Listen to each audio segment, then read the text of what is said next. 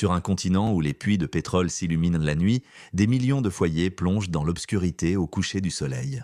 Le pétrole en Afrique n'est pas simplement une ressource énergétique, c'est une contradiction frappante entre ce que la Terre possède et ce que l'être humain vit à sa surface. Les réserves pétrolières sont réparties dans plusieurs régions du continent, de l'ouest au nord, du centre à l'est, faisant de l'Afrique un acteur essentiel du marché mondial de l'énergie et une source constante de pétrole brut.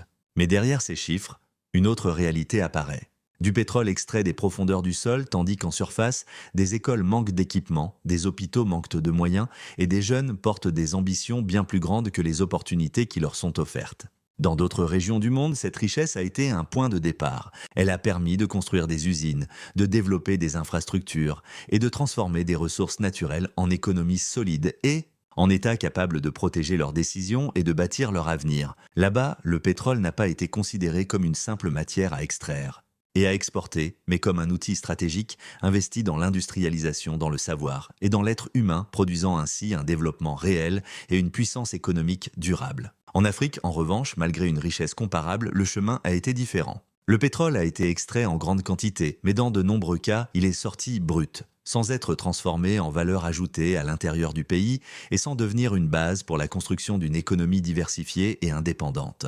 Au lieu d'être un levier de développement, le pétrole est souvent devenu une ressource unique, à laquelle sont liées les finances des États et dont la stabilité fluctue au rythme des variations des prix mondiaux. C'est là que réside la grande contradiction. La richesse est présente, mais son impact reste limité. Les potentialités sont immenses, mais la réalité ne les reflète pas. Jusqu'à quand la richesse sera-t-elle plus forte que l'État? Jusqu'à quand le pétrole restera-t-il présent, tandis que le développement demeure absent? Jusqu'à quand cette ressource nourrira-t-elle le monde, sans transformer la réalité des terres d'où elle est extraite? En Afrique, le problème n'a jamais été l'absence de richesse, mais le report constant de leur transformation en véritable projet national.